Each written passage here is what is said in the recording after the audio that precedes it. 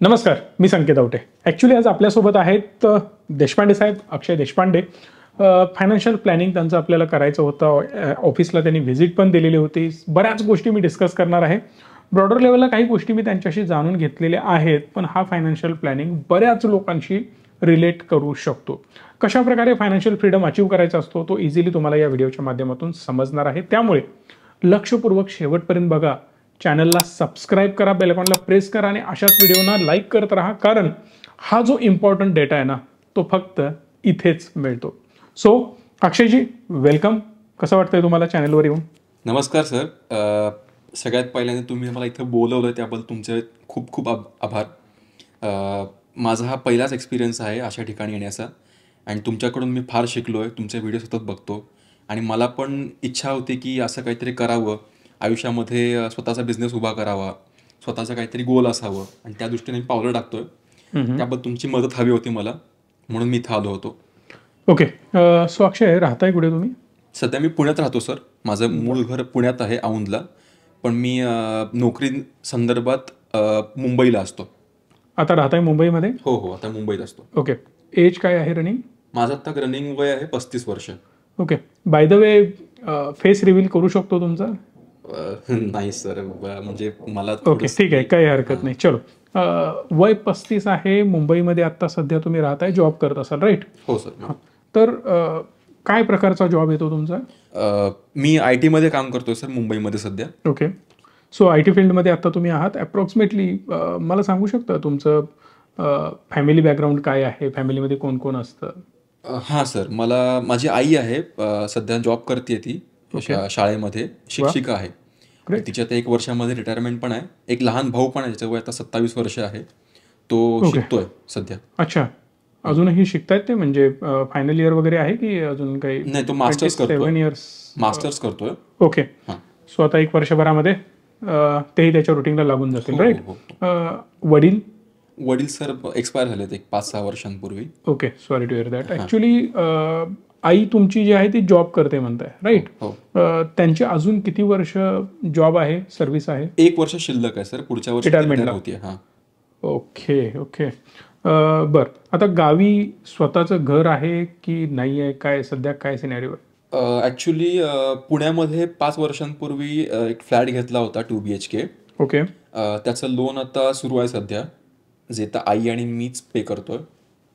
Okay. किती loan आहे ते? साधारणतः एक 60 लाखाचं लोन आहे. बरं बरं बरं. म्हणजे त्यातले बरेच हप्ते तुमचे क्लिअर झालेले असतील मला वाटतं, राईट? आणि आता त्याचा टोटल EMI किती आहे?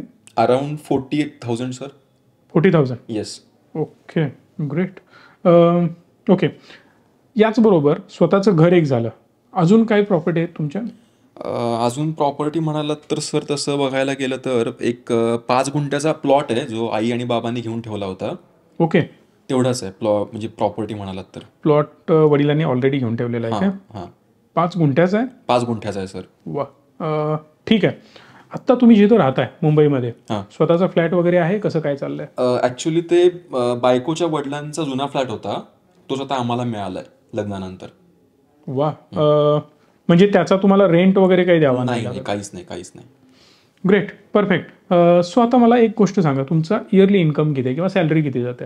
माझी सर इयरली इन्कम आता आहे जवळपास एक 18 लाख रुपये मला पॅकेज आहे, पण इन हँड मला 15 लाख रुपये मिळतात.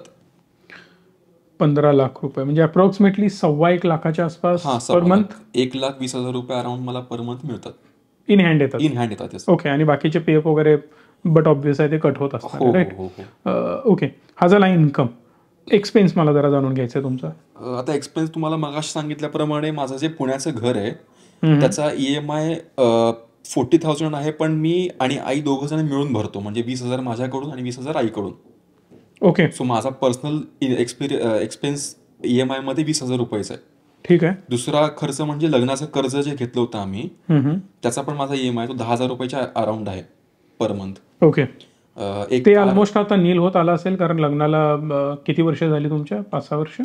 5 वर्ष झाली सर पूर्ण. ओके. म्हणजे ते पण आता ऑलमोस्ट लास्ट इयरच तुमचं सुरू आहे. Okay, perfect. Car EMI? Car EMI एक आहे 7,000 रुपयाचा. ओके. त्याच्यानंतर मग तो पण संपत आलाय की अजून किती वर्ष आहेत? कार 2 वर्ष शिल्लक आहे अजून त्याला. 2 वर्ष शिल्लक आहेत. 24 महिने आहेत. 24 महिने, लग्नाचा 1 वर्ष शिल्लक आहे. ओके, त्यानंतर घरी थोडे पैसे पाठवतो सर पुण्याला आईला सध्या. घरी पाठवणं म्हणजे आई ऑलरेडी वर्किंग आहे, हो, आई salary वर्किंग असणार आहे. आहे, पण एक 10,000 रुपये पाठवतो मी दर महिन्याला. एक्स्ट्रा द्यायचे म्हणून Extra असेच देत आहे, हां. म्हणजे काही नीड नाही आहे ऍक्च्युली. नाही, नाही, त्यांचं घर खर्च त्यांच्या याने ते ओन चालवू हो, शकतात, हो. पण तरी सुद्धा तुम्ही एक्स्ट्रा देताय. हो हो हो. Okay, perfect. त्यानंतर आणि माझ्या मुंबईच्या घरी एक्सपेन्स आहे तो 30,000 रुपये अराउंड आहे पर मंथ एक्सपेन्स, कारण बायको नोकरी करत नाही ओके आणि मूल एक आहे, त्यामुळे 30,000 रुपये पर मंथ खर्च आहे पुण्याचा. ओके. मुलं किती आहेत, 1 की 2? एक मुलगा आहे मला, आता 3 वर्षांचा आहे. एक मुलगा आहे, तोही 3 वर्षांचा येस आहे. Yes yes. तुमची मिसेस हाऊसवाईफ आहे, त्यांचा इन्कम काहीच नाही, नाही, राईट? काहीच नाही, काहीच नाही. ओव्हरऑल तुमचा स्पेंडिंग घरासाठी आहे 30,000. हां. वाव, ऍक्च्युली थोडासा हायर साईडलाच दिसतोय, पण ठीक आहे. अजून काही?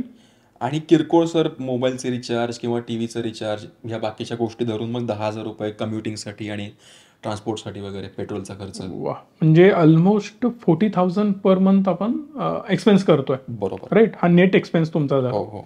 ओके. आता सध्या मला एक सांगा, जॉब बद्दल तुमचं काय म्हणणं आहे? म्हणजे आय टीमध्ये स्पेशली जर बघितलं तर बऱ्याच वेळेला लोकांच्या डोक्यात हे असतं की स्विचिंग खूप जास्त होतं. मग इथं तसा काही प्लॅन आहे की थोडंसं कंटिन्यू करण्याचा विचार आहे? नेमकं काय डोक्यात आहे? नाही, सध्या मला तर स्टॅबिलिटीसाठी थोडंसं कंटिन्यूच करायचं आहे मला, सारखं सारखं स्विचिंग करायचं नाही आहे. सो ह्याच कंपनीमध्ये मी अजून एक थोडे वर्ष राहणार आहे. ॲव्हरेज इन्क्रीमेंट आपण काय एक्सपेक्ट करू शकतो की around 8 to 10% per year. Average 10% हां. पर इयर इन्क्रीमेंट हां, आपली हां, होऊ शकते. याच्यापेक्षा जास्त नाही, कारण आता स्विच केला तर एक हाईक मोठी मिळते. बरोबर. 20% 30% राईस घेऊन आपण चेंज करत असतो, अगदी बरोबर. पण इकडे ते नाही, करणार तसं नाही. possible नाही. त्यानंतर पार्ट येतोय सेव्हिंगचा. मला सांगा, सेव्हिंग काय काय आहेत सध्या आणि कुठं कुठं आहेत, काय काय करताय? सेव्हिंग होत आहे चांगलं? तसं बघायला गेलं तर म्हणजे मी पण प्लॅन करत होतो सेव्हिंगचा, पण सेव्हिंग ॲक्च्युली होत नाही आहे. तोच तुम्हाला सांगायचा मेजर कन्सर्न होता. थोडंसं लाईफस्टाईल मॅच करण्यामध्ये आणि शॉपिंग आणि पार्टीज वगैरे ह्या गोष्टीमध्ये मुंबईला तुम्हाला अच्छा. माहितीच आहे ओके. कसा खर्च होतो. सो तो खर्च सर फार होतोय दर महिन्याला. त्यामध्ये एक 20,000 रुपये कसे उडतात माझं मलाच कळत नाही. अरे बापरे. ओके, म्हणजे ऑलरेडी 40,000 एक्सपेन्स तो तर आहे, आणि प्लस आणि 20,000 रुपये इकडे तिकडे एक्स्ट्रा खर्च होतात. म्हणजे ऑलमोस्ट सेव्हिंग काहीच नाही आहे. नाही, सेव्हिंग आहे ना सर. एफडी आहे, एक 20 लाख रुपयाची एफडी आहे. त्याच्यानंतर SIP एक सुरू आहे माझी. एफडी बँकेत केलेली आहे? फिक्स डिपॉझिट आहे की हो. सेव्हिंग अकाउंटवर ठेवले? नाही नाही, फिक्स डिपॉझिट आहे. फिक्स डिपॉझिट आहे. Yes. 20 लाख आहे. 20 लाखाची आहे. ओके, 20 लाख रुपये ते फिक्स डिपॉझिट झाले. त्यानंतर मागच्या 3 वर्षापासून मी SIP करतोय. ग्रेट. पर मंथ 5,000 रुपयाची माझी SIP आहे.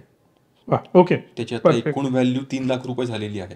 म्हणजे इफेक्टिव्हली 5,000ची SIP सुरू आहे, आणि अधूनमधून जे शिल्लक राहतील ते आपण एफडी करतोय, बरोबर. असं मग समजू शकतो आपण? बरोबर.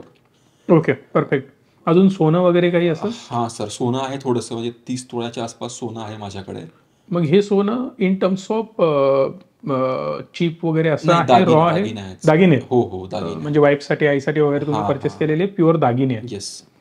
वा, मग हे इन्व्हेस्टमेंट म्हणून विचार केला होता की एक्सपेन्स ऍक्च्युली हवा होता? मग आईचाच विचार होता की सोनं घेतलं पाहिजे, दर महिन्याला थोडंसं घेतलं पाहिजे, म्हणून ते हळूहळू घेत एखाद गेलो. दुसरा दागिना वगैरे घेत हां, गेला. हां. Okay, perfect. हां. अजून काय इन्व्हेस्टमेंट आहे? इन्व्हेस्टमेंट म्हटलं तर सर मग ते PPFचं माझ्याकडे थोडंसं आहे. मी लास्ट टाइम चेक केलं होतं, ते 15 लाखाच्या अराउंड आहे. म्हणजे जे तुमच्या सॅलरीतून PF कट होतो तो बरोबर. वाढत गेलाय, आणि ते आता ऑलमोस्ट 15 लाख रुपये झालेत, असं म्हणायचं आहे? बरोबर. ठीक आहे. याच बरोबर अजून काही अदर इन्कम तुमचा बाहेर काही फ्रीलान्सिंग वगैरे असं काही आहे? नाही, फ्रीलान्सिंग तर नाही आहे सर, पण आई वडिलांची पॉलिसी मॅच्युअर होतीये पुढच्या वर्षी. त्याचे एक अराउंड 40 लाख रुपीज मला मिळतात. पॉलिसी म्हणजे LIC वगैरे केली? हां सर, ती बरोबर. पॉलिसी? बरोबर. वा, 40 लाख रुपये? 40 लाख रुपीज. हां. म्हणजे आईचे येणारा मेजर इन्कम त्यांनी पॉलिसीमध्येच दर महिन्याला जातो, राईट? बरोबर सर, बरोबर. ओके, काही हरकत नाही. अजून काही आहे? आणि आईने एक FD केली होती, फार आधी केली होती, साधारण ती 35 लाख रुपयांची आहे. वाव, त्याची व्हॅल्यू झाली 35 हां, लाख झाली रुपये आता. करंट एकूण. व्हॅल्यू. हां, बरोबर. ओके. अजून काही आहे? आईचं रिटायरमेंट फंड एक येणार आहे सर, आता पुढच्या वर्षी रिटायरमेंट होते ना तिची. ओके. सो तो रिटायरमेंट फंड एक अराउंड 60 लाखच्या आसपास येईल. रिटायरमेंटचा फंड असेल 60 लाख रुपये, हां. करेक्ट? हां. ओके. आणि पेन्शन तिची सुरू होईल परत पुढच्या वर्षापासून. पेन्शन अप्रॉक्सिमेटली काय असेल? Around 45-50,000 sir per month. Okay वा. आता मेन आईची लायबिलिटी आहे ती होम लोन. ते पण ऑलमोस्ट तुमचं आता नील होत आलेलं असणार आहे, जिथं तुम्ही घरचे सगळे आता राहताय, राईट? त्याला 40,000 रुपयाचा EMI आहे. त्यातले 20,000 तुम्ही भरताय, 20,000 आई भरते. बरोबर. हेच 20,000 आई पुढे पण कंटिन्यू करू शकते, बिकॉज तिच्याकडे ऑलरेडी 50,000 पण येत आहेत, राईट? बरोबर. पण तुम्ही तुमचं 20,000चं कॉन्ट्रीब्युशन देतच राहणार आहात. बरोबर. ओके. तुम्हाला याच्यामध्ये आता भाऊ एक आहे. हो. म्हणजे हे जे काही इन्कम आहे ते दोघांमध्ये भविष्यात डिवाइड होऊ शकतात. बरोबर. राईट? आणि आत्ता प्लॅन असा असेल की जोपर्यंत आई आहे तोपर्यंत याची सगळी जबाबदारी आईकडेच असेल, की तुम्हाला काही आई अमाऊंट देणार आहे असं काही आहे? अजून तरी तसं काही प्लॅनिंग झालेलं नाही आहे सर, म्हणजे घरचं ऍक्च्युली. ओके. पण भावाचं शिक्षण सगळं आईच बघतीये आणि तिच्यानंतर काय असेल ते मग आपण याला जॉईंट फॅमिली समजायचं आहे की तुम्ही सेपरेट राहता? जॉईंट फॅमिली म्हणा तुम्ही, काय प्रॉब्लेम. ओके. फक्त कामामुळे तुम्ही जावं लागतं मुंबई, वेगळ्या लोकेशन्सला आहात, अदरवाईज तुमची फॅमिली जॉईंट. येस. परफेक्ट. चांगली गोष्ट आहे. मला जरा गोल सांगा तुमचे. गोल म्हणजे आता म्हणालच सर ऍक्च्युली मला रिटायरमेंट पुढच्या 10 वर्षांमध्ये नोकरी थांबवायची होती, कारण मला बिझनेस करायचा, मला कन्सल्टन्सी स्टार्ट करायची होती माझी स्वतःची. त्यामुळे मला 10 वर्षानंतर नोकरी. 10 वर्षानंतर रिटायरमेंटचा प्लॅन करतोय आपण, करेक्ट? म्हणजे at the age of around 45. आता 35 आहे, तर 45 मध्ये जॉब सोडणारच आहात? येस. काय बरं रिझन? बिझनेस सुरू करायचा स्वतःचा. Okay, great. जॉब काय वाटतं जॉब बद्दल? ठीक आहे, IT असल्यामुळे. ओके, काही हरकत नाही. सो 10 वर्षानंतर आपण जॉब सोडून बिझनेस करणार आहोत. काय प्लॅनिंग आहे ते? म्हणजे मला एक सांगा, बिझनेससाठी काय खर्च येऊ शकतो? ऍक्च्युली मला सर गरज होती अराउंड 2 करोड रुपयांची, कारण मला आमचा जो प्लॉट आहे 5 गुंठ्याचा तोच डेव्हलप करायचा होता आणि त्याच्यामध्ये स्वतःचं ऑफिस सुरू करून त्यामध्ये बिझनेस सुरू करायचा होता कन्सल्टन्सीचा. ओके. ऍक्च्युअल कन्स्ट्रक्शन सोडून तुम्हाला बिझनेससाठी किती पैसे लागणार आहेत? कन्स्ट्रक्शन सोडून म्हटलं तर अराउंड एक 50 lakh rupees. 50 lakh rupees, 60 lakh rupees बस होते. ओके. मग कन्स्ट्रक्शन हेवी मोठं करायची गरज आहे सुरुवातीला, की सिंगल ग्राउंड फ्लोअर वगैरे करून आपण करू शकतो असं काही आहे? अजून तरी तसं काहीच प्लॅनिंग नाही. तुमच्यासाठी, तुमच्याकडे त्यासाठीच म्हणजे मदतीला आलो होतो. ओके. किती स्टाफ असेल रिक्वायर्ड त्यावेळेला, असं काही डोक्यात आहे? सुरुवातीला म्हटलं तर एक रिसेप्शनिस्ट आणि एक सेक्रेटरी आणि अजून 2-5 लोकांना तुम्ही ते इनफ आहे चालू करताय. म्हणजे 500 स्क्वेअर फूट, तरी आपण 1000 स्क्वेअर फूट जरी पकडलं तरी तुम्हाला ती कॉस्ट ओव्हरऑल कन्स्ट्रक्शनची 25-30 लाखाच्या वर जाणार नाही. चला, भविष्यात जरी आपण तो विचार केला, इंटेरियर वगैरे आपण अजून लक्झरियस करतोय, प्रीमियम करतोय, 10 वर्षानंतरचा विचार करतोय, तरी सुद्धा कन्स्ट्रक्शन कॉस्ट 50 लाख रुपये येईल. पण आपण प्रोव्हिजनिंग 1 CR करूयात. Construction 1 CR. Reason behind that की बिझनेस जर अग्रेसिव्हली ग्रो झाला तर आपल्याला लगेच त्याला वाढवावं लागेल. मग 1 CR द्यायला लागतील. 50-1 लाख रुपये तुम्हाला तुमचे जे काही इंटरनल मटेरियल वगैरे जे काही तुम्ही परचेस कराल, किंवा जे तुम्ही म्हटलात की 50 लाख रुपये तुमच्या सेटअपसाठी लागणार आहेत, कंपनी फॉर्मेशन वगैरे वगैरे जे काही तुमचं असेल त्यासाठी 1.5 करोड रुपये आपण त्याच्या प्रोव्हिजनिंगसाठी पकडून चालू. ओके. म्हणजे हे 1.5 कोटी रुपये मला जॉब सोडता लगेच लागतील, राईट? कारण कन्स्ट्रक्शनमध्ये 6 महिने वगैरे तुमचे जाणार आहेत आणि ते पण संपतील, आणि प्लस तुम्ही कंपनीचं फॉर्मेशन पण ॲट अ टाइम चालू कराल. म्हणजे त्या वर्षभरामध्ये तुमचे हे 1.5 करोड रुपये संपणारच आहेत आणि हे गॅरंटीड मला लागणार आहे. ओके. म्हणजे पहिले आपल्याला याचा प्लॅन करावा लागेल. मुलांच्या शिक्षणाचं, आता मला वाटतं एकच मुलगा आहे? एकच मुलगा. याच्यानंतर काही प्लॅन नाही? Okay, correct. सो एक मुलगा आहे, काय प्लॅन करताय त्याच्या शिक्षणासाठी? असं काही स्पेसिफिक गोल वगैरे ठेवलंय? गोल म्हणजे म्हणाल तर मला ऍक्च्युअली त्याला बाहेर पाठवायचं होतं शिक्षणासाठी, कारण तो हुशार आहे बराच, आणि त्याला म्हणजे युरोपला पाठवायचं होतं मला शिक्षणासाठी. ग्रेट. सो ते थोडंसं अँबिशन आहे आणि ते पूर्ण करायचंय. परफेक्ट. सो काय कॉस्ट येईल वाटतं? आत्ताची जर कॉस्ट बघितली तर अजून एक 10-15 वर्षांनी मला असं वाटतंय की एक 1 CR to 1.5 CRच्या अराउंड खर्च येऊ शकतो. ओके. म्हणजे 15 वर्षांनी जज करायला पाहिजे आपल्याला, राईट? रिझन बिहाइंड दॅट की तो आता 3 वर्षाचा आहे. बरोबर. मग 3 वर्षापासून जर आपण समजा 16व्या वर्षी आपली 10वी होते, 12वीला ऑलमोस्ट 18 वर्ष जातात, -3 म्हणजे परत 15-16 वर्षानंतरच त्याचा खरा खर्च सुरू होणार आहे. आणि इन बिटवीन आपण काय मॅनेज करतोय जातो सध्या, त्याप्रमाणे ते तुमचं सुरूच आहे. ओके, म्हणजे अप्रॉक्सिमेटली 1 CRचं आपण त्याचं टार्गेट ठेवतोय आपल्या मुलाच्या शिक्षणासाठी. बरोबर. दुसरी अजून काही एक्सपेक्टेशन आहे? अजून एक म्हणाल तर सर, माझी इच्छा होती की रिटायरमेंट नंतर किंवा नोकरीनंतर थोडंसं फिरणं करावं, कारण मला आवड आहे फिरण्याची. आणि त्यामुळे प्रत्येक वर्षी किमान मला एकदा तरी डोमेस्टिक टूर किंवा एखादी फॉरेन टूर तरी करायला मिळावी, असं एक अम्बिशन होतं. ओके, ठीक आहे. काय स्पेंडिंग येईल त्याला वाटतं? इयरली किती स्पेंड करणार? आता बघा ना, म्हणजे जर फ्लाईटचं तिकीट धरलं किंवा तिकडचे राहण्याचे खर्च पकडले तर अराउंड एक 4.5-5 लाख रुपये पर वर्षाला, प्रत्येक वर्षाला होऊन लागेल. ओके, म्हणजे 5 लाख रुपये हा फिक्स खर्च असणार आहे त्यावेळी आपला. ओके, जिथं आपला आत्ताचा इन्कम ऑलमोस्ट 15-1 लाख रुपये आहे. म्हणजे ऑलमोस्ट 30-35% आत्ताच्या इन्कम प्रमाणे त्यावेळेचा तो एक्सपेन्स असणार आहे. म्हणजे इन्कम पण आपला त्यावेळी तेवढा व्हायला पाहिजे. अगदी बरोबर. कारण तुम्ही बिझनेस करणार आहात, सो दॅट आय होप की तुम्ही ते कॅल्क्युलेशन केलं असेल की मला तेवढा इन्कम त्यावेळी मिळेल. बरोबर, करेक्ट आहे ना? बरोबर. म्हणून आपण हे टार्गेट ठेवतोय. ओके, परफेक्ट आहे. आता याचं प्लॅनिंग जर म्हटलं, अप्रॉक्सिमेटली तुम्ही ते रिटायरमेंटसाठी 2 कोटी म्हणताय, बरोबर. त्यानंतर बिझनेससाठी ऑलमोस्ट 1.5 कोटी रुपयाची रिक्वायरमेंट आहे, आपण ते पण डिस्कस केलंय. आणि मुलाचं शिक्षण 1 कोटी. 2, 3, 4, 4.5 कोटी रुपये आता आपल्याला रिक्वायर्ड आहेत. आणि हे 4.5 कोटी उभा करण्यासाठी आता तुम्ही मला सांगितलं की FDs आहेत तुमच्या 20 लाखाच्या. आणि सेव्हिंग फक्त आता आपण 5 लाख करतोय. एवढ्यानी काहीच होणार नाहीये. सो बी स्पेसिफिक जर बोलायचं झालं तर इन्व्हेस्टमेंट आपल्याला वाढवायला पाहिजे. सो जर आता अज्युम केलं आपण की तुमचा जो खर्च आणि या सगळ्या गोष्टी जर काढल्या तर 40,000 रुपये शिल्लक राहतात. पण त्या 40,000चा हिशोब तुम्हाला कुठंच लागत नाही. म्हणजे काय, तो वायफळ एक्स्ट्रा खर्च होतोय. बरोबर. हा जो होणारा खर्च आहे तो तर कंट्रोलमध्ये आणू शकता. प्रयत्न करावा लागेल. दुसरी गोष्ट, घरी तुम्ही जे 10,000 देताय ते जर गरजेचे नसतील तर ते आपण अवॉइड पण करू शकतो. म्हणजे आता तुम्ही द्यायचे म्हणून देताय हे तर मान्य आहे, राईट. सो आता आईकडे पैसे पण येणारे आहेत, त्यामुळं अननेसेसरी इकडून पण अजून तो एक्स्ट्रा खर्च करणं गरजेचा नाही असं मला पर्सनली वाटतं. आता तुमच्या फॅमिलीमध्ये आहे ते तुम्ही गोष्टी थोड्याशा सॉर्ट आउट करू शकता. सो इझिली 40,000 आपल्याला सेव्ह करता येऊ शकतात. 1.25 लाख रुपये जर मी कमवतोय तर त्यातून इझिली होऊ शकतं, राईट. थोडंसं स्ट्रेच केलं तर. आणि जसं आपण डिस्कस केलं, आपली सॅलरी पण वाढत जाणार आहे. सो माझ्या मताप्रमाणे 10 ते 12% इन्क्रिमेंटल SIP तुम्ही करायला पाहिजे. प्रत्येक वर्षाला पगार तर वाढणार आहे. आता फॉर एक्झाम्पल आपण पकडून चालू 1.25 लाख रुपये आज मी हातामध्ये पैसे घेतोय. आता यामध्ये जर माझी छोटी जरी ग्रोथ झाली 10% आपण पकडून चालू, याच्यामध्ये तुमचा पगार 12,000 वाढणार. म्हणजे याचाच अर्थ 1,37,000 वगैरे आपण पकडून चालूयात. 1,37,000 रुपये.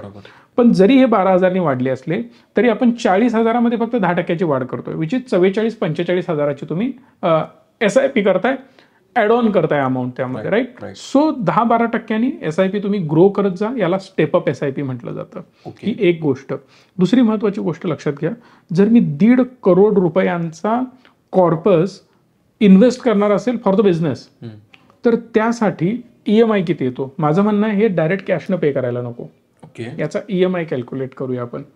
EMI काय होईल, जे आपण इन्व्हेस्टमेंट करणार ना त्या इन्व्हेस्टमेंटला मिळणारे रिटर्न हे मोर दॅन तुमचा EMI असणार आहे. करेक्ट. म्हणजे आता लेट्स अज्युम की जर मी म्युच्युअल फंडमध्ये इन्व्हेस्ट करतोय तर त्याला ॲव्हरेज रिटर्न 15-20% वगैरे येतात. आणि हे गॅरंटीड नाहीत बरं का, हे हिस्टॉरिकल रिटर्न्स आहेत. कुठल्या प्रकारे याची गॅरंटी नसते. लास्ट इयरला काही स्कीमना 35-40-50% पण रिटर्न गेलेत. पण माझ्या मताप्रमाणे हे 1.5 कोटी रुपयांसाठी जी इन्व्हेस्टमेंट लागणार आहे ना ती आपण डिरेक्ट स्टॉक किंवा म्युच्युअल फंडमध्ये घ्यायला नको. त्याच्यासाठी मी एक सोल्युशन तुम्हाला सांगतोय जेणेकरून ते तुमच्यासाठी अजून बेटर होत जाईल. हे सोल्युशन तुमच्या मुलाच्या नावाने आपण करूयात. त्याचं रिझन पण मी पुढे तुम्हाला सांगतोयच. 2 कोटी रुपयांचं काय करायचं हा एक प्रश्न आहे. आता मला सांगा, आईचे जे पैसे येणार आहेत ते लगेच तुम्हाला काही मिळणार आहेत किंवा ते आईकडे राहणार आहेत? काय वाटतं तुम्हाला? म्हणजे त्याची ओनरशिप तुमच्याकडे लगेच येणार आहे? लगेच तर नाही येणार सर, पण ती 2 भावांमध्येच डिस्ट्रीब्यूट होऊन जाईल जेव्हा केव्हा होईल त्यावेळेला. ओके, फाईन, काहीच हरकत नाहीये. सो आईकडे आहेत 35 लाख रुपये FD मध्ये, रिटायरमेंटमध्ये 60 लाख तुम्ही मला सांगितलं, आणि 40 लाख रुपये ऑलरेडी पॉलिसी मॅच्युरिटीच्या आता येणारच आहेत, राईट. सो आपण एक काम करू शकतो बघा, आईच्याच नावाने हे 60 आणि हे 40 किती झाले तर 1 कोटीच्या आसपास ही अमाऊंट होते. बरोबर. ही अमाऊंट आपण इन्व्हेस्ट करायची म्युच्युअल फंड्समध्ये आणि ते डायव्हर्सिफाय करून चांगल्या प्रकारे त्याला रिटर्न जनरेट होतील. ही एक गोष्ट झाली. ओके, 35 लाख रुपये ऑलरेडी FDs आहेत, त्या काढू नका. ते गॅरंटीड रिटर्न तुम्हाला देत आहेत. ओके. आईला जे काही हवेत पैसे ते त्यांच्या खर्चासाठी ते यूज करू शकतात. प्लस त्यांच्याकडे 50,000ची पेन्शन येते. सो भावाचा छोटा मोठा जो खर्च असेल तो तिकडून निघून जाईल. जोपर्यंत भाऊ जॉबला लागणार नाही तोपर्यंत. लागल्यानंतर भावाचा इन्कम वेगळा सुरू राहील. आईला जे एक्सपेन्स करायचं ते आई सुद्धा करू शकते. ते 50,000 ॲड ऑन इन्व्हेस्ट होत राहतील. बरोबर. राईट. मग त्यातले काय असतील ते पैसे आई युटिलाइज करू शकतात त्यांच्यासाठी आणि बाकीचे पैसे सेव्हही करू शकतात किंवा सगळेच आपण खर्च होत आहेत असंच इमॅजिन करून चालूयात. ओके, सध्या तरी. आणि नंतर 35 लाख रुपये तुमच्या सेफ्टीसाठी झाले. एक गोष्ट लक्षात घ्या, आपण 2 कोटीच्या कॉर्पसचा प्लॅन करत होतो रिटायरमेंटसाठी. हा 1 कोटीचा जो कॉर्पस आहे ना तो आता इन्व्हेस्ट होतो या वर्षभरामध्ये. राईट. बरोबर. आता या 1 कोटीचे 10 वर्षामध्ये 4 कोटी होऊ शकतात जर ॲव्हरेज मी 15% रिटर्न जरी कमावले तर. Okay, fine. ओके. आता यामध्ये तुम्ही दोघे आहात. हो. भावाचे 2 कोटी, तुमचे 2 कोटी. राईट. आता या केसमध्ये भाऊ जर ॲग्री नसेल किंवा त्याला वेगळं काही करायचे असतील इन्व्हेस्टमेंट तर तो वेगळ्या पद्धतीने इन्व्हेस्ट करू शकतो. तुम्ही तुमचे यातले 50% म्युच्युअल फंडमध्ये इन्व्हेस्ट करू शकता with the name of your mother. ते आईच्या नावानेच असतील आणि तुम्ही त्याचे नॉमिनी असाल म्हणजे आईच्या पश्चात हे तुम्हाला मिळेल. राईट. राईट. करेक्ट. तोपर्यंत सगळी ओनरशिप आईकडेच राहील. हो. म्हणजे तुमचं जे सिक्युअर करायचं होतं life after your resignation, job सोडल्यानंतर काय करणार. जर मी 2 कोटी रुपये माझे ऑलरेडी आहेत तर 2 कोटी रुपयाला जर मी SWP लावली, वर्षाला 20 लाख रुपये जरी लावले तरी माझी मेन मुद्दल कमी होणार नाही. राईट. आत्ता जर तुम्ही 15 लाख रुपयामध्ये फॅमिली तुमची सर्व्हाइव्ह करते, ऍक्च्युली 7-8 लाखामध्येच तुम्ही करताय मेन. बाकी सगळं इकडे तिकडे खर्च आणि सेव्हिंगच होते. राईट. म्हणजे त्यावेळी आपण पकडून चालू की डबल होईल. 6-7 लाखाच्या ऐवजी 12-13 लाख रुपये लागतील. मी म्हणतो 20 लाख रुपयांची जरी विड्रॉल लावली तरी काही प्रॉब्लेम येणार नाही. बिझनेस फेल झाला तरी मला धोका नाही. या हिशोबाने आपण प्लॅन केला. Okay, fine. जे 1.5 कोटी आहेत त्याच्यासाठी ऑप्शन सांगतो. जसं मी तुम्हाला सांगितलं की 40,000 रुपयांची मंथली SIP चालू करायची. बरोबर. ही पहिली गोष्ट. ॲव्हरेज रिटर्न आपण 15-16% पकडून चालू. ओके. आणि जर तुमच्याकडे आता हे 20 लाख रुपये आहेत त्यातले पहिला FDतले जे आपण डिस्कस केले त्यातले 15 लाख रुपये काढून टाका. ओके. ते डायरेक्ट लमसम ऍड करा म्युच्युअल फंड्समध्ये. ओके. करेक्ट. ऑलरेडी 3 लाख रुपये तुमचे कलेक्ट झालेले आहेत म्युच्युअल फंड्समध्ये. राईट. म्हणजे त्याची व्हॅल्यू झाली ऑलमोस्ट 18 लाख रुपये. ते 18 लाख रुपये प्लस जुनी 5,000ची SIP आहे त्यामध्ये आणि 35 आपण ऍड करू. जुन्या कशा आहेत कुठल्या आहेत ते बघू. गोलला अलाईन होत आहेत नाही आहेत त्याचा अनालिसिस करायला पाहिजे. बाय द वे तुम्हाला जर या सगळ्या गोष्टींमध्ये आमची मदत हवी असेल तर प्लीज या नंबरला कॉल करू शकता. सविस्तर माहिती घेऊ शकता. तुम्ही सुद्धा इन्व्हेस्टमेंट सुरू करू शकता. सो सांगण्याचा मुद्दा एवढाच आहे ना की तुम्ही पहिला एक काम करा आता की ही जी इन्व्हेस्टमेंट आहे 40,000ची ती प्लस 18 लाख ही सुरुवात झाली. यानंतर एक मोठी गोष्ट आणि इथं एक गेम चेंज होतोय. म्युच्युअल फंडमध्ये रिटर्न लावा असं बिलकुल नाही आहे. एक चेंज होतोय. इन्शुरन्स पाहिजे. हेल्थ आणि टर्म दोघांचा पती पत्नींचा कंपल्सरी असायला पाहिजे. आता तुम्हाला मला वाटतं कंपनीतून मिळत असेल. हो, कंपनीतून. राईट. पण पुढे जाऊन ज्यावेळी तुम्ही तो सोडणार तो बंद होतो. बरोबर. सो एखादा डिझीज होण्याआधीच आपल्याला तो सुरू करायला पाहिजे. आता आपण प्लॅन काय करू शकतो. आता तुमचा टर्म इन्शुरन्स आपण करू शकतो पण त्याच्या ऐवजी मी एक तुम्हाला प्लॅन सांगेन. जर समजा मी वर्षाला 10 लाख रुपये यामध्ये भरायचे आहेत. 10 लाख रुपये भरल्यानंतर अप्रॉक्सिमेटली 7.5 लाख रुपये तुमचे नवीन इन्व्हेस्ट करावे लागतील. 2.5-3 लाख रुपये तुम्हाला परत मिळतील. हा गॅरंटीड प्लॅन आहे बरं का. म्हणजे वेगवेगळ्या कंपन्यांचा येतो ते आपण नंतर बसून ठरवू काय काय करू शकतो आणि यामध्ये काय काय ऑप्शन्स आहेत. अप्रॉक्सिमेटली एक रफ आयडिया देतोय की 10 लाख रुपये मी वर्षाला भरतोय त्यातले मला 2.5-3 लाख रुपये परत मिळतात. 7-7.5 लाख रुपये पुढच्या वर्षी मला परत भरावे लागतील. आता इन बिटवीन ही टर्म असणार आहे 15 वर्षांची. बरोबर. इन बिटवीन जी काही मला मध्ये रिस्क होईल, माझं काही बरं वाईट झालं तर इथं डायरेक्ट 1,20 लाख रुपये तुमच्या फॅमिलीला मिळतील. म्हणजे तुमची लाईफ इथं कव्हर झाली. हेल्थ इन्शुरन्स तुम्ही करायचं हे मी ऑलरेडी तुम्हाला सांगितलं. लाईफ सिक्युअर झाली. आता फक्त लाईफ सिक्युअर करण्यासाठी मी 7-8 लाख रुपये दर वर्षाला 7 लाख वगैरे भरत जाऊ का तर नाही. याचं रिझन हे आहे 1.5 कोटी रुपयाचं आपल्याला लोन करायचं आहे. आता हे 1.5 कोटी रुपयांचं लोन झालं ना की त्याला 1,30,000-35,000 समथिंग काहीतरी तुमचा EMI येईल. ओके. 1,35,000 जेव्हा त्याचा EMI येणार आहे तेव्हा एक मला काम करायचं आहे. आफ्टर रिटायरमेंट जे आता तुम्हाला 3 लाख रुपये परत मिळत होते ना इन्शुरन्सच्या माध्यमातून, तुम्ही 10-15 वर्ष हे पैसे भरणार आहात. बरोबर. पैसे भरून झाल्यानंतर आफ्टर पीपीटी तुम्हाला 11 लाख रुपये प्रत्येक वर्षाला परत मिळणार. आता हे 11 लाख जे परत मिळणार हे गॅरंटेड मिळणार आहेत. मार्केट वर जाऊ दे खाली जाऊ दे, मार्केटशी याचा काही संबंध नाहीये. हे 11 लाख रुपये मी भरणार माझ्या लोनच्या रिपेमेंटसाठी. आता जे 1.5 कोटीचं तुम्ही EMI केलेलं आहे, बरोबर, या 1.5 कोटीचा जो काही मंथली EMI येईल तो तुम्ही येतात पे करत जायचं. ओके. मी सांगतोय की तुमचा बिझनेस 1.5 कोटीचा आता इथनं सुरू झालेला आहे. करेक्ट.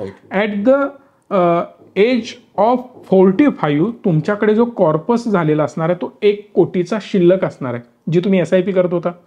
10 वर्षानंतर ही SIP बंद झाली, तुम्ही अपग्रेड करत गेला होता, SIP 10-12% वाढवत गेलेला होता, सो दॅट ती 1 लाखाची समथिंग तुमची 1.25 लाखाची समथिंग SIP असेल 10 वर्षानंतर, त्यावेळी तुमची सॅलरी पण तेवढी असेल. बरोबर. राईट. सो जर मी असं करत गेलो तर 1 कोटी शिल्लक राहतील. बरोबर. हे 1 कोटी शिल्लक राहिले, प्लस तुम्हाला मंथली पेआउट पण मिळत गेला, 11 लाख रुपये ते मिळणार आहेत, प्लस वरचे थोडेसे 30-35 हजार रुपये जे उरतात ते तेवढं तुम्ही SWP लावू शकता आणि ते भरू शकता. परिणामी लोन पण क्लिअर होणार आहे पुढच्या आणि 10 वर्षांमध्ये. 20 वर्षाचं टोटल आपण लोन करतोय. माझा बिझनेस पण सुरू झाला. आईकडे 2 कोटी असणार आहे, ती पण अमाऊंट झाली जी आपण सिक्युरिटीसाठी म्हणत होतो. तुमची जी अमाऊंट आहे 1 कोटीची शिल्लक, ती सुद्धा वाढत गेली. इमॅजिन करूया 20 वर्षानंतर तुमचं लोन पण क्लिअर झालं. इथं जर बघितलं लोनची क्लॅरिटी सांगतोय मी तुम्हाला, व्हाईल युअर रिटायरमेंट, की तुमचं वय मे बी त्यावेळी 30 वर्षानंतर 65 असेल. 65व्या वर्षी अप्रॉक्सिमेटली तो कॉर्पस बनेल 19 कोटी रुपयांचा. ऑलमोस्ट 20 कोटी रुपये तुमच्याकडे शिल्लक असतील. जे 2 कोटी आपण तसेच ठेवतोय त्याची ऑलमोस्ट व्हॅल्यू 80 ते 100 कोटी होऊ शकते. रिअली? हो, फक्त 15% रिटर्ननी. मोठ्या रिटर्ननी नाही, कारण ते पैसे 30 वर्ष राहत आहेत. कंपाऊंडिंगची जादा इमॅजिन करा, 2 कोटी आहेत, 5 वर्षात पैसे डबल होतात. बरोबर. राईट.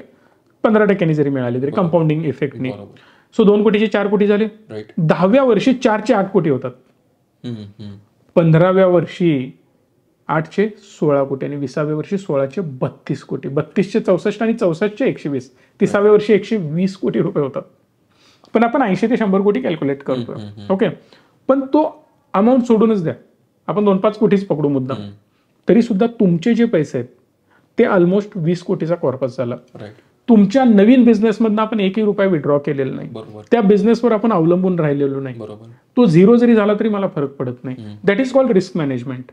हेल्थ इन्शुरन्स आहे, टर्म इन्शुरन्स 1 कोटी 20 लाखाचा आहे. माझं काही बरं वाईट झालं डायरेक्ट 1 कोटी 20 लाख मिळतात. माझी एवढी इन्व्हेस्टमेंट आहे, ती तुमच्या मुलाचं टार्गेट आपण ठेवलं होतं 1 कोटी रुपये मुलासाठी, ते पण तुम्ही विड्रॉ करणार आहात. बरोबर. राईट. 1 कोटी रुपये. जरी मी नसलो तरी 1 कोटी 20 लाख रुपये मिळणार आहेत. माझ्या मुलाला काही धोका नाहीये. आपण जे साठवून ठेवलंय त्या जीवावर आपली फॅमिली पुढे कंटिन्यू राहू शकते. याला प्रॉपर फायनान्शियल प्लॅनिंग म्हणतात. आय होप की यामध्ये काही डाऊट तुम्हाला नसेल. नाही सर, ऍक्च्युली काहीच डाऊट नाही. आता मी खरं तर या सगळ्या विवंचनेतून आलो होतो तुम्हाला भेटायला. म्हटलं कसं करायचं, सगळं काय करायचं. ऍक्च्युली 1 रुपया पण सेव्ह होत नव्हता. पण आता जर हे तुमचं प्लॅन बघितलं, टार्गेट बघितलं, तर मला वाटतं की काहीतरी आयुष्याच्या शेवटी शिल्लक राहील माझ्याकडे. ऍक्च्युली कारण अमाऊंट तर तुम्ही हँडसम कमवता. हो हो हो. आणि सेव्हिंग बघितलं तर त्या मानानं नाहीये. हो. आणि वेल सेटल, चांगली फॅमिली, बॅकग्राऊंड सगळं काही आपलं व्यवस्थित असताना सुद्धा असे 20 कोटी आणि 100 कोटीचे टार्गेट होतील वाटलंच नव्हतं, कधीच वाटलं नव्हतं. परफेक्ट. तुमचे खूप खूप आभार सर. आणि मला असं वाटतंय की हा व्हिडिओ बघणाऱ्या प्रत्येकाने ही मदत घ्यावी सरांच्याकडून आणि ह्याचा लाभ प्रत्येकाने घ्यावा असं मला वाटतंय. नक्कीच. आणि हे ॲक्च्युली तुम्ही म्हटलात म्हणून माझ्या लक्षात आलं की ही सेम सर्व्हिस जर तुम्हालाही घ्यायची असेल, तुम्हालाही आमच्यासोबत डिस्कस करायचं असेल, आमच्या पॉडकास्टमध्ये यायचं असेल, इव्हन फेससुद्धा रिव्हील करायचं असेल, बऱ्याच लोकांचे फेस रिव्हीलवाले सुद्धा व्हिडिओ येणार आहेत. त्यामुळं आकडे सांगताना लाजायची गोष्ट बिलकुल काहीच नाही आहे. म्हणजे तुमचं फायनान्शियल सगळ्या गोष्टी बाहेर जात आहेत, काही त्यांना निगेटिव्हिटी होणार नाही आहे. आपण काही डेटा कोणाला ID पासवर्ड वगैरे देत नाही आहोत. याचा फायदा बाकी लोकांना होणार आणि आय होप की या सगळ्या गोष्टींचा फायदा तुम्हाला सर्वांना होणार आहे. त्यामुळे लवकरात लवकर डिस्क्रिप्शनमध्ये लिंक आहे, त्यावरून तुमचा फॉर्म भरू शकता. लवकरच आमची टीम तुम्हाला कॉन्टॅक्ट करेल आणि तुम्ही अशाच एका पॉडकास्टसाठी आमच्या ऑफिसमध्ये येऊ शकता किंवा झूमवरून सुद्धा आपण एक पॉडकास्ट आणि तुमचं फायनान्शियल प्लॅनिंग करू शकतो. थँक्यू सो मच अक्षय इथं आल्याबद्दल आणि फायनान्शियल प्लॅनिंग करून इतर लोकांना सुद्धा मदत केल्याबद्दल. व्हिडिओला लाईक, शेअर आणि चॅनलला सबस्क्राईब हक्कानी करा. धन्यवाद. Stay tune and stay positive.